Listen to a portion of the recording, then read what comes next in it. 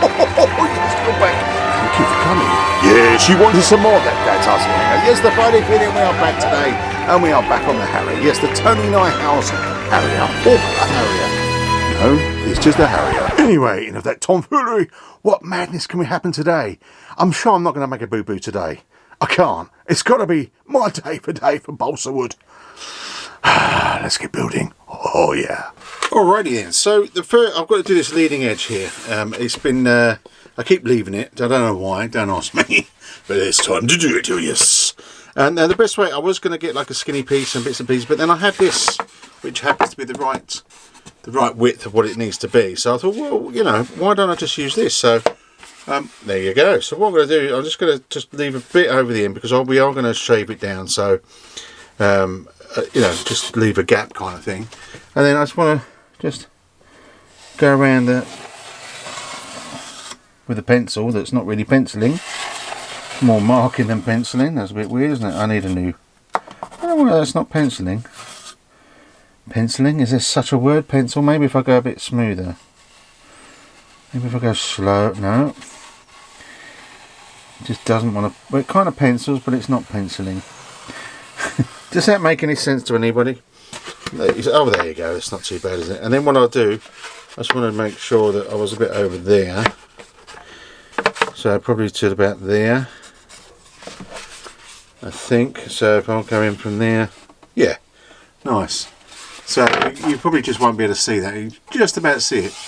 And then if I cut that down, I'll just give it a nice straight edge with a ruler. A long ruler, which I've got somewhere.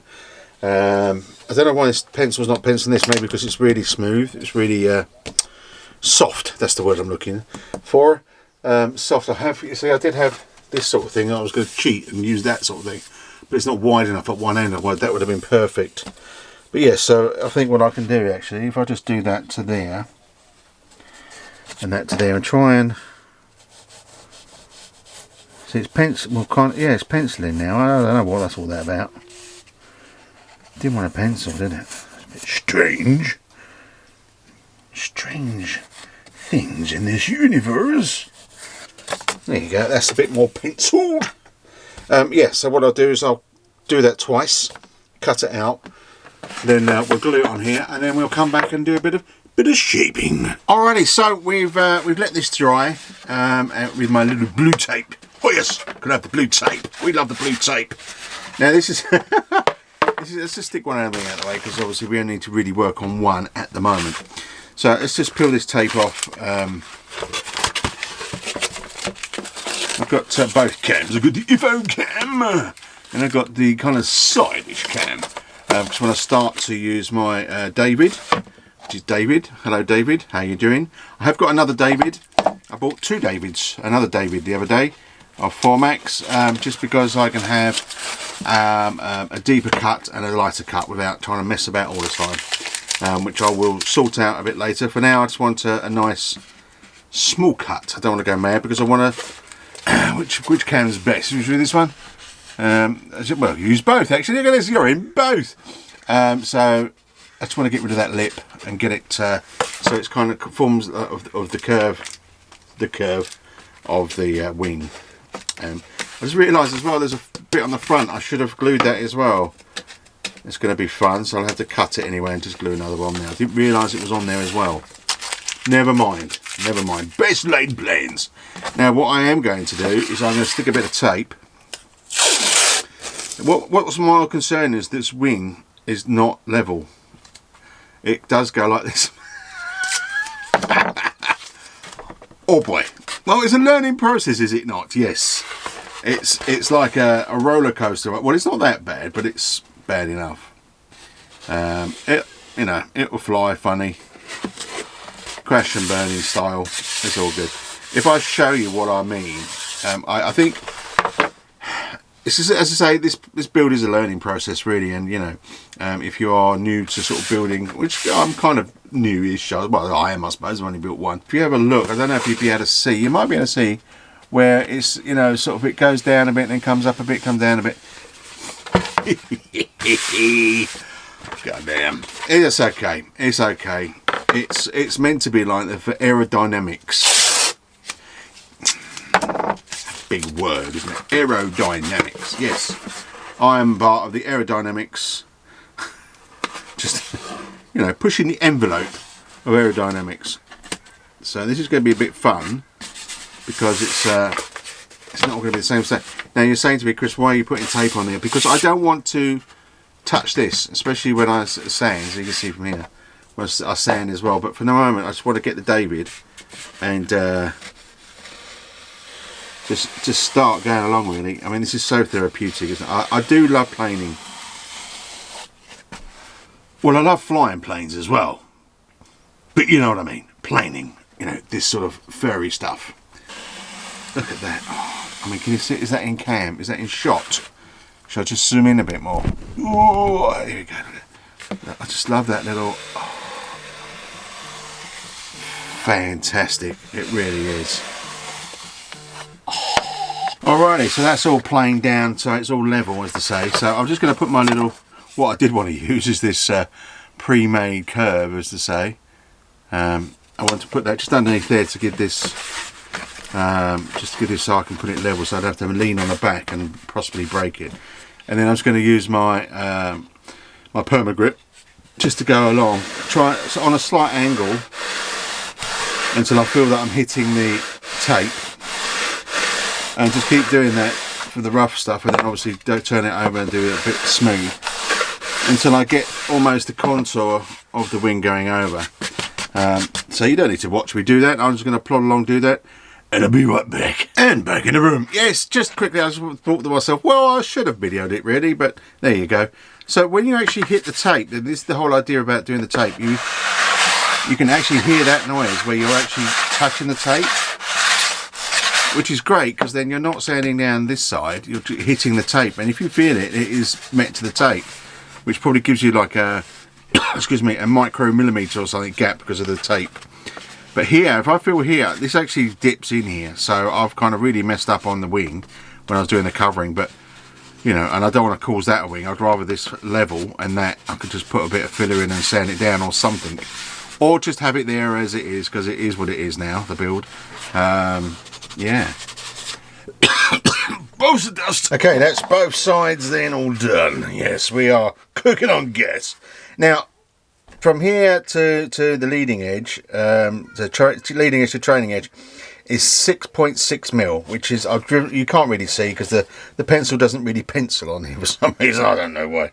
Anyway, so but I've driven a line on there, and I find it's really easy to do it by a knife. So what I'm going to do is I'm going to just go along this edge, keeping my finger, I found this is a good thing for me anyway, if I keep my finger on the leading edge, it enables me to keep a nice straight line. And also I'm making sure that I'm going straight as well here, because I don't want to be going on the angled angle, otherwise it's going to be more on the top than it is the bottom. Highly concentrating here, and it's hard to talk while I'm concentrating, it's mad. So let me just make sure that I'm going deep into there now, and this should then peel off. Listen to that. Oh, concentration. Can you hear the cogs whirring?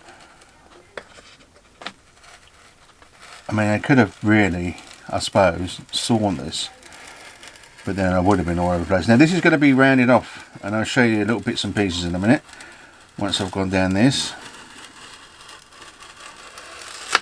Voila, there you go, nice straight edge as well, surprise from me. And there you go. Now I'll just quickly show you, I don't know if they're going to be in focus, but we'll give it a go anyway. So these are, you make them yourself if you haven't got the CNC kit, but if you've got the CNC kit, then these are a little cut out and they're kind of like hardwood.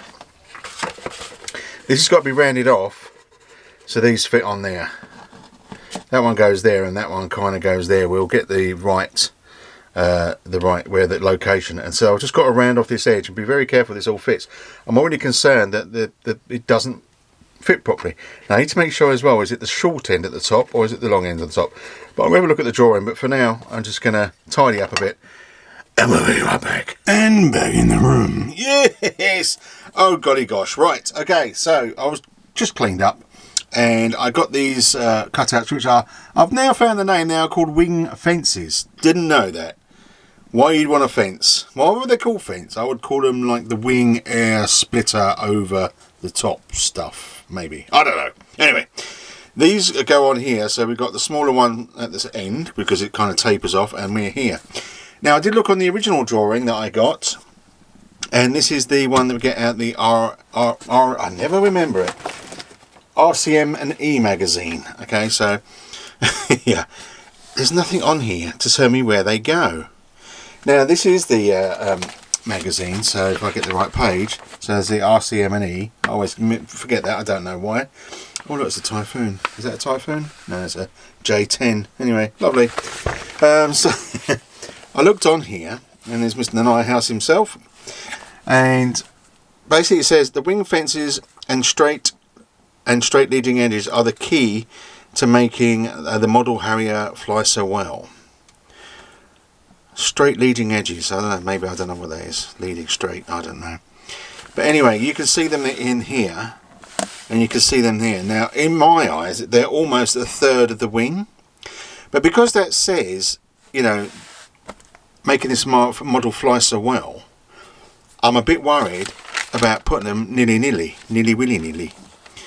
Yeah, that's good on Mr. Formax himself. Sells some great stuff. They really do.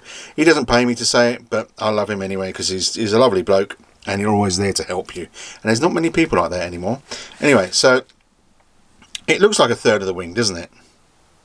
In fact, there's a nice picture here in the blue sky. Third of a wing. And if you remember the first time I met this Harrier, here's a little picture. Oh yes, me trying to steal it off Mr. Nighthouse. And he said, build your own. I went, alright then.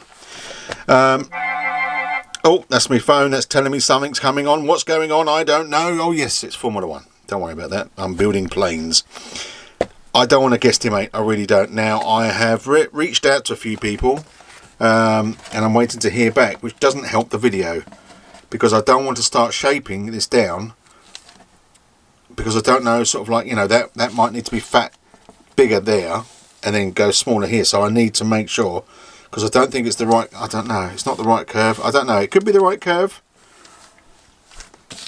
The curvature, it's just it's thinner because it's tapered this end, it's thinner this end, but I don't want to start doing it until I know where they go, because you might say yes, from there it goes here and there it goes there.